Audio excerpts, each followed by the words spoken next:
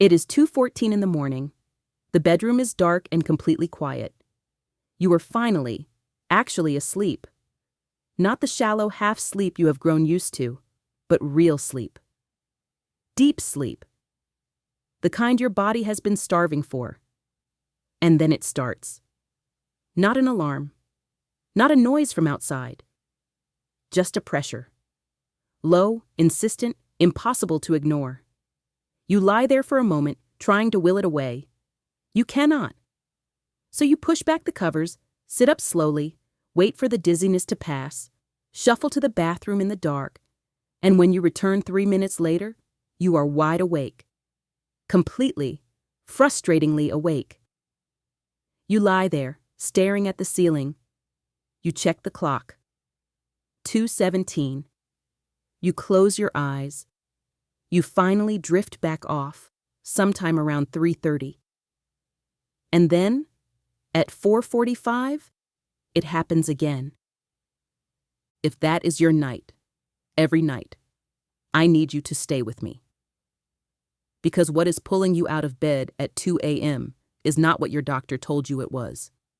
It is not your prostate. It is not a weak bladder. It is not an inevitable part of getting older. And the fact that you have accepted this as something you simply have to live with is not your fault.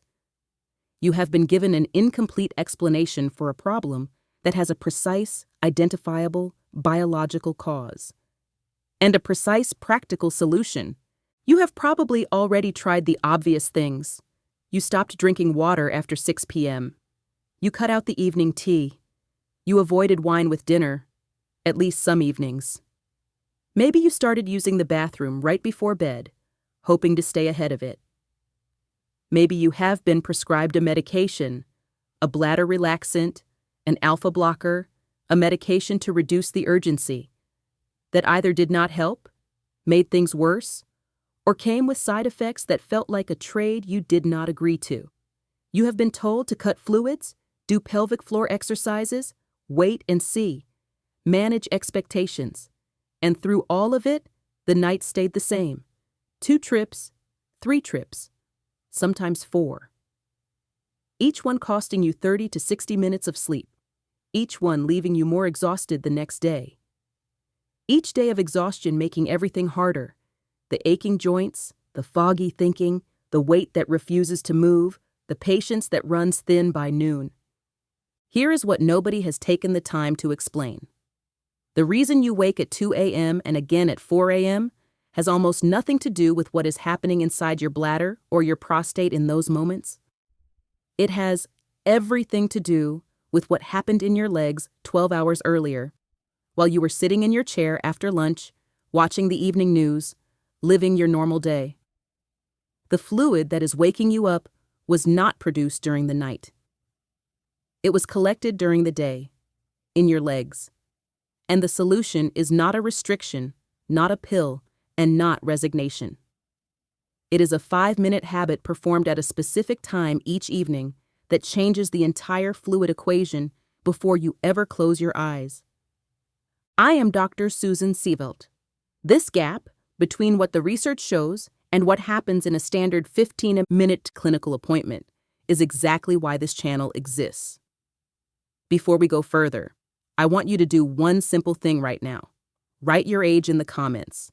Just your age, nothing else. And if you welcome more than once a night to urinate regularly, write the word nights alongside it. I want to see exactly who is watching this, because what I am about to explain applies differently depending on whether you are 62, 72, or 82.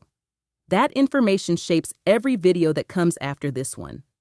If this channel has helped you understand your body better, subscribe now.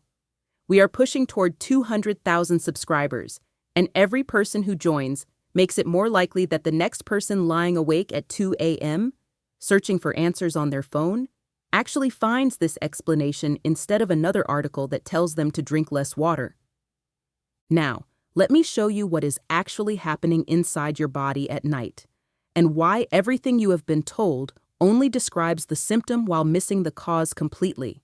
Here's the belief most people are carrying. The bladder fills throughout the day and continues filling while you sleep. Eventually, it crosses a threshold and wakes you. The prostate, if enlarged, squeezes the urethra and makes signals more urgent and less reliable. The logical solution, therefore, is to drink less before bed, take a medication that relaxes the bladder muscle or manages the prostate, and accept this as a condition to be managed for the rest of your life. For a small percentage of people, that framework is accurate. But for the overwhelming majority of adults over 60 who wake 2, 3, or 4 times a night, that framework describes the symptom while completely ignoring the mechanism that is actually driving it.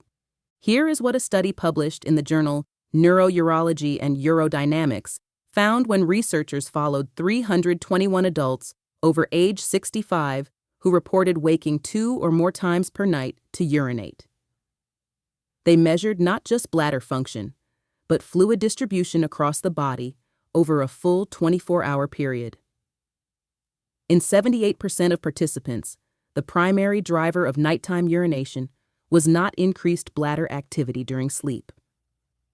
It was a surge of fluid returning from the lower legs into the bloodstream after lying down, a process called nocturnal fluid redistribution that caused the kidneys to produce urine specifically during the night in a concentrated, predictable surge.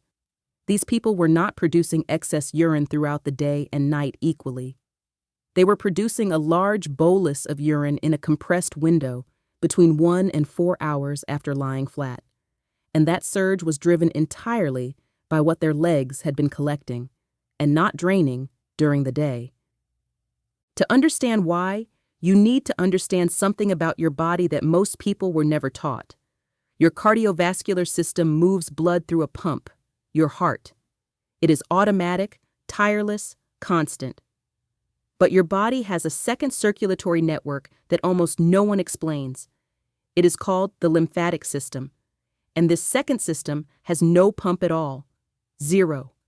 It moves only when your muscles move. Every time your calf contracts, when you walk, when you climb a step, when you shift your weight, it squeezes the lymph vessels in your lower legs and pushes clear lymphatic fluid upward toward the chest. When you stop moving, the system stops. When you sit for 2 hours, the belt goes completely still, and a thin, pale fluid that leaks continuously from the walls of your smallest blood vessels into the surrounding tissue begins to accumulate. A teaspoon at a time, half a liter, sometimes a full liter, sitting quietly in the tissues of your calves and ankles by the time you peel off your socks at night. Now here is where your nights get stolen. When you lie down, gravity is no longer pulling that pooled fluid downward into your legs. The pressure that held it in the tissues releases. The fluid begins to slowly reabsorb into your bloodstream. Your blood volume rises. Your kidneys detect the extra volume. They do exactly what they were designed to do. They filter the excess and produce urine. Not slowly, not gently, but in a surge. Right around 1 a.m., 2 a.m., 3 a.m. Your bladder fills not because it is malfunctioning, and not because you drank too much before bed. It fills because your legs spent the day building a reservoir that your kidneys are now draining while you are supposed to be sleeping. After 60, this mechanism becomes dramatically more pronounced for 3 specific reasons. First, the lymph vessels themselves stiffen with age. Their internal valves, tiny one-way gates that prevent fluid from flowing backward, begin to leak.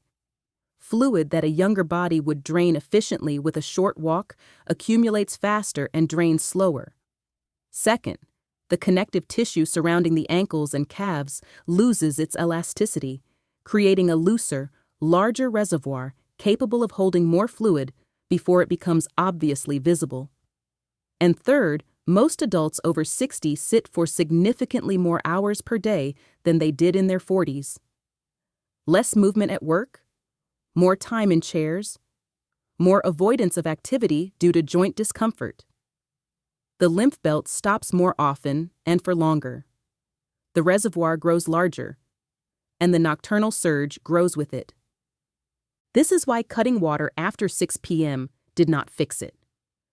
You were not drinking too much. You were accumulating too much in your legs during the day and draining it into your bloodstream at night. Before I walk you through the 5 mechanisms and the protocol that addresses them, I need to draw a clear line. There are specific situations where nighttime urination requires clinical evaluation and cannot be managed with an evening routine. See a doctor this week if any of the following apply to you. If your urine is pink, red, or consistently dark and cloudy, that requires evaluation today. If nighttime urination has come on suddenly within the last 2 to 4 weeks, rather than gradually over months or years, that warrants investigation. If you have burning, pain, or significant discomfort during urination, that suggests infection or inflammation that needs treatment, not a protocol. If you have sudden unexplained weight gain of 5 or more pounds in a single week alongside the nighttime urination, your heart or kidneys may be under strain that goes beyond what is described here. And for men experiencing difficulty starting urination, a noticeably weak stream, or the persistent sensation of incomplete emptying during the day, a prostate evaluation is appropriate and should happen alongside anything I am going to describe. If none of those apply, if your nighttime urination is gradual, long-standing, bilateral, and your daytime urination feels essentially normal, then this is the explanation you have been waiting for. Here are the 5 mechanisms driving your nights. The first is gravitational pooling from prolonged sitting. This is the foundation of everything else. When you sit for longer than 90 minutes without standing or walking, the calf muscle pump goes almost completely inactive. Fluid leaks from your capillaries into surrounding tissue at roughly 1 to 2 milliliters per minute during stillness. Over 7 hours of largely sedentary daily activity, which is the actual average for most adults over 60, that accumulation reaches 400 to 700 milliliters sitting in the lower legs by evening. Every milliliter of that fluid is a milliliter your kidneys will process between midnight and 5 a.m. Your body is not broken. It is doing precisely what it is designed to do. The problem is the timing. You are draining your reservoir during sleep instead of during the day. The second mechanism is evening recliner positioning. There is a particular cruelty in this one. You come home tired. You sit in your recliner or on your couch with your feet slightly raised. Not fully elevated, just resting forward at a gentle incline, and you spend 2 to 3 hours watching television. This position is actually worse for fluid accumulation than sitting fully upright. In a recliner with legs partially raised but still below heart level, you eliminate the gravitational drainage that comes from legs hanging down, while also eliminating the calf muscle activity that would pump fluid upward. The fluid sits in a pressure-neutral zone, accumulating without any mechanism for drainage at all. Then you go to bed, lie completely flat, and the entire reservoir releases simultaneously into your bloodstream. The kidneys receive a sudden large fluid load. They process it in a compressed window. 2 hours later, you are awake. The third mechanism is hidden sodium accumulation. This is the one most people believe they have already addressed. They stopped adding salt at the table. They switched to low-sodium labels at the grocery store. But the sodium is not in the salt shaker. It is in the cheese, the cured meats, the tinned soup, the bread, the condiments, the restaurant meal from earlier in the week. Your body holds approximately 4 cups of water for every extra gram of sodium sitting in your tissues. When you lie down and that tissue fluid redistributes into the bloodstream, the sodium travels with it. The kidneys filter it out, and they filter the water that came with it. Most adults over 60 consume nearly double the sodium they believe they do, because the hidden sources are embedded in the foods they have eaten for decades without ever thinking of them as salty. The fourth mechanism is alcohol's suppression of antidiuretic hormone. Even 1 glass of wine or beer in the evening suppresses the production of a hormone called ADH, antidiuretic hormone, which is the signal your brain sends to your kidneys telling them to slow urine production during sleep. In younger adults, ADH rises naturally in the evening and holds through the night, significantly reducing overnight urine output. After 60, ADH production is already reduced compared to younger adults. This is a documented age-related change. Add one drink and you suppress whatever evening ADH rise your body was still capable of producing. The kidneys receive no signal to slow down. They continue producing urine at near daytime rates all night, and the leg fluid redistribution mechanism is simultaneously pushing fluid into the bloodstream for the kidneys to process. One glass of wine at 8 p.m. and gone to bed at 10 p.m. means your kidneys are running at full capacity until well past 1 a.m. The fifth mechanism is low albumin, and this is the most frequently missed driver of nighttime urination in adults over 60. Albumin is a protein produced by the liver that creates what physiologists call oncotic pressure, a pulling force that holds fluid inside your blood vessels where it belongs. When albumin is present at sufficient levels, it actively prevents the excessive leaking of fluid from capillaries into surrounding tissue. When albumin is low, which is common in older adults who eat less protein due to reduced appetite, digestive changes, or years of calorie restriction, that pulling force weakens. Fluid leaks out of the capillary walls more rapidly and in greater volume. The tissue reservoir fills faster throughout the day. The nocturnal redistribution surge is larger. The kidneys process more. You wake more often.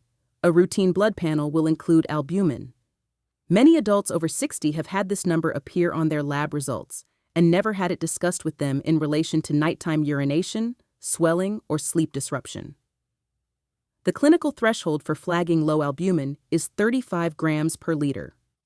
Hair, sleep, and fluid balance begin to suffer at levels that sit just above that flagged threshold, levels a doctor may see and consider unremarkable.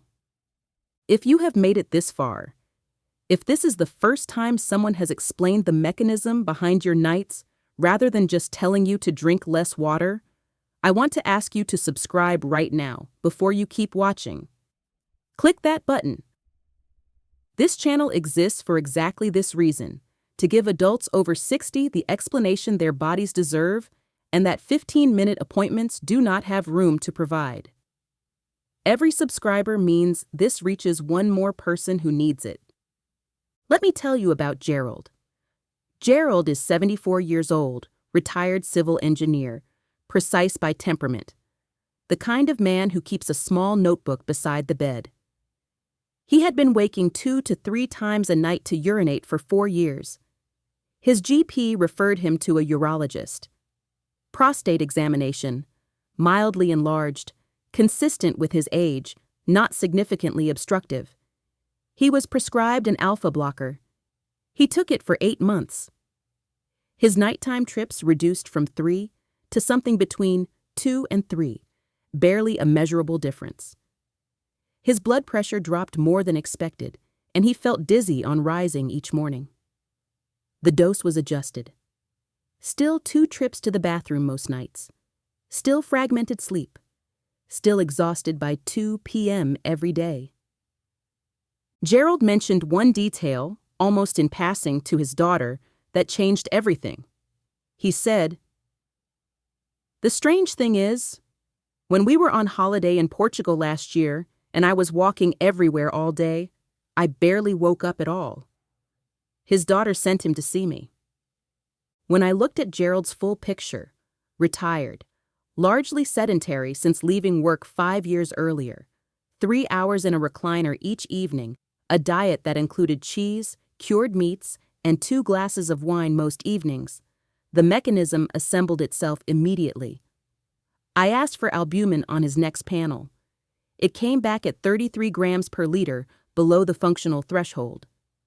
His lymphatic drainage was compromised by both his inactivity and his mildly depleted albumin. His evening routine was creating a perfect storm of gravitational pooling. His wine was suppressing his already reduced ADH. His recliner was neutralizing the only drainage that might otherwise have occurred naturally. None of this had ever been investigated. Gerald began the protocol I am about to give you. In week 1, his nighttime trips dropped from 3 to 1. By week 3, there were several consecutive nights with no trips at all. By week 6, he had restructured his entire evening around the protocol, not as a medical obligation, but as a routine he had come to value because of what it had returned to him. He told me, "I feel like I got 6 years back." What changed was not his prostate. What changed was the timing and location of his fluid drainage. He was draining the reservoir before bed instead of over the course of the night. Here is the complete protocol. Every part of it matters. The sequence is deliberate. Morning, before your feet touch the floor. While still lying flat in bed, perform 30 ankle pumps. Point your toes down toward the foot of the bed, then flex them back toward your face. 30 repetitions. This takes 45 seconds. It restarts lymph flow after 8 hours of stillness and prevents the full weight of whatever overnight fluid remains from rushing immediately into your lower legs the moment you stand. Do not skip this. It protects the first 2 hours of your morning before you have had any opportunity to walk. With breakfast, protein deliberately. 2 eggs, a portion of Greek yogurt, cottage cheese, smoked salmon, whatever form of high-quality protein fits your morning. You are directly addressing the albumin mechanism. Your liver requires adequate dietary protein to maintain albumin production. Without it, capillary fluid leakage accelerates throughout the day before it has even begun. One high-protein breakfast does not fix years of mild depletion, but 2 weeks of consistent protein at the first meal produces a measurable difference in evening swelling and overnight urine volume. Daytime, the hourly reset. Every 60 to 90 minutes of sitting, perform 20 calf raises. Heels on the floor, raise your toes upward and back down. Or stand and rise onto the balls of your feet 20 times, 30 seconds. Set a phone timer if you need to. This is the single most impactful daytime habit in the protocol because it keeps the lymph belt running throughout the day and prevents the reservoir from accumulating in the first place. Most people who implement only this one step notice a visible reduction in evening ankle swelling within 5 days. Before dinner, the walk that matters most. 5 minutes. Before dinner, not after. Around the block, down the street, around the house. Walking engages the deep soleus muscle of the calf, what physiologists call the body's second heart, in a way that seated calf raises cannot fully replicate. Timed before dinner, this walk ensures the lymph belt has been actively running at exactly the moment your largest daily sodium and fluid load begins arriving from your meal. You are draining the reservoir before you add to it. With dinner, the sodium audit. For 2 weeks, remove one hidden sodium source. Whichever of these is your largest daily habit, processed or packaged cheese, cured or deli meats, tinned soup, condiments, or bread. Replace it or remove it. You are reducing the osmotic pull that draws additional fluid into the tissue reservoir after your evening meal. The result will be visible in how your rings fit by morning within the first week. Evening. 90 minutes before bed. This is the critical piece. Lie on your bed or on the floor. Place your legs straight up against the wall at roughly a 90-degree angle, heels above hips, hips above heart. Stay there for 15 minutes. During those 15 minutes, perform 10 slow ankle circles in each direction, then 20 alternating ankle flexes.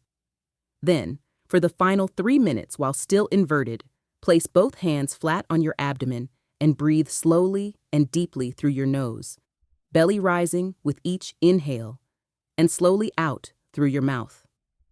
This activates the thoracic duct, the primary drainage vessel of the entire lymphatic system, which sits directly behind the diaphragm. Every deliberate deep breath physically pumps lymph. You are manually draining the reservoir while you are awake, in control, and fully deciding when and where that fluid will go. When you come off the wall, roll to your side, sit up slowly, perform the manual drainage stroke. Starting at the ankle, use the flat of your fingers to stroke the skin upward toward the knee. Slow, firm. Always toward the heart, never downward.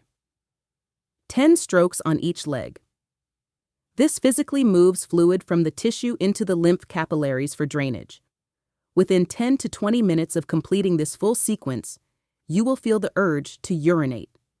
You will produce 300 to 400 milliliters of pale, clear urine. That is the fluid that would otherwise have woken you at 2 a.m. You are draining it now, on your terms, before you sleep. Before bed. The ADH protection step. If you drink alcohol in the evenings and are not ready to stop, move it to no later than 6 p.m. This allows your body sufficient time to metabolize it before your natural evening. ADH rise begins around 9 to 10 p.m. If you are willing to remove it entirely for 2 weeks as a test, the effect on nighttime urination is large enough that most people who do so choose not to bring it back. If you do not drink, ensure your last meaningful fluid intake occurs before 7 p.m., not because late fluid causes the problem in isolation, but because adding fluid volume to a system already redistributing from the legs simply adds to the nocturnal load. Do this protocol for 14 days, then retest. Here are the 2 tests you can do right now, before this video ends, to establish your baseline. Test 1. The pitting edema test. Find the bony ridge along the front of your shin, approximately 4 inches above your ankle bone. Press your thumb firmly into the soft tissue directly beside that ridge. Hold for 15 seconds. Lift your thumb and watch. If there is a visible indentation, a pit that takes 10 seconds or longer to smooth back out, you have what clinicians call pitting edema. A shallow pit that fades in under 30 seconds is grade 1. A deeper pit lasting 30 to 60 seconds is grade 2. A significant pit lasting over a minute is grade 3. Write down your grade right now. After 2 weeks of the protocol, retest. The change is not subtle. It is photographically visible. Test 2. The morning urine observation. For the next 3 mornings, observe the color of your first urine of the day. Pale yellow or near clear indicates the kidneys were producing high volume through the night. The redistribution surge was large. Deep amber or dark yellow indicates the kidneys slowed overnight and concentrated urine normally. The body rested. Most people waking 2 or 3 times a night will find their first morning urine is remarkably pale, confirming that the kidneys were running at high output while they were supposed to be sleeping. After 2 weeks of the protocol, retest. You should see darker first morning urine, evidence that the kidneys rested, because the reservoir was drained before you went to bed. Now let me tell you about Margaret, because her situation was different from Gerald's, and that difference matters for many of you watching. Margaret is 69, recently retired, does not drink alcohol, has no prostate, and was told by her gynecologist that her nighttime urination was bladder-related and that pelvic floor exercises would address it. She performed them faithfully for 4 months. No change. 2 trips to the bathroom, every night like a clock. When I reviewed Margaret's full picture, her albumin was completely normal. Her sodium intake was actually well managed. She cooked most of her meals from scratch. But she worked from home during the last years of her career and continued the same pattern into retirement, sitting for 6 to 8 hours daily, a mid-afternoon walk that she described as slow and brief, and 3 hours each evening in a recliner with her feet gently raised in front of her. Her mechanism was almost entirely postural and activity-based. The gravitational pooling and the recliner positioning were doing everything. For Margaret, the intervention was considerably simpler. No dietary overhaul was needed. The hourly calf raises during the day, the 5-minute pre-dinner walk, and the legs up the wall evening sequence. Nothing else. Within 10 days, her nighttime trips had dropped from 3 to 1. Within 3 weeks, she was sleeping through more nights than not for the first time in 2 years. Her bladder had never been the problem. Her chair had been the problem. And 4 months of pelvic floor exercises had not touched it because pelvic floor exercises do not drain legs. What Gerald's story and Margaret's story share, despite how different their profiles were, is that both of them had been given an incomplete map. Gerald received a prostate explanation and a pill. Margaret received a bladder explanation and an exercise. Neither explanation looked at the legs. Neither explanation accounted for what was happening between noon and 10 p.m. Both of them were living inside a mechanism that was perfectly correctable. And neither of them knew it until someone looked at the whole picture. You now understand something that most adults over 60, and many of the clinicians treating them, have never had fully explained. The nighttime urination that has been attributed to your prostate, your bladder, your age, or your fluid intake is, in the majority of cases, driven by a predictable fluid cycle that begins in your legs during the day and completes in your kidneys during the night. The 5 mechanisms, gravitational pooling from prolonged sitting, evening recliner positioning, hidden sodium accumulation, alcohol suppression of antidiuretic hormone, and low albumin reducing the oncotic force that keeps fluid inside your vessels, each contribute to the size of the reservoir your kidneys must drain while you sleep. Address those mechanisms before bed, and your kidneys drain the reservoir while you are awake and in control. Your nights stay quiet. This is not a complicated protocol. It requires no prescription. It costs nothing beyond 2 weeks of deliberate attention to a sequence your body has been waiting for. 15 minutes against a wall, 30 seconds every hour. A 5-minute walk before dinner, protein at breakfast. You are not a passive recipient of whatever your bladder decides to do at 2 a.m. You are an informed person who now understands the mechanism behind those nights, and understanding the mechanism is exactly where control begins. Write your age in the comments. Write how many times a night you currently wake up. That information tells me precisely where to go next on this channel. Your comment shapes this more than you know. And if someone you love is having their nights stolen by this, a parent, a partner, a friend who has accepted broken sleep as the price of getting older, send them this video. The explanation they deserve has been here the whole time. It was never complicated, it was just never given to them. The information in this video is for educational and informational purposes only and is not intended as medical advice. Always speak with your doctor before starting any new protocol, and never stop or change prescribed medications without medical guidance. If you are experiencing blood in urine, sudden onset of symptoms, pain during urination, or rapid unexplained weight gain, please see a clinician before following anything shared here.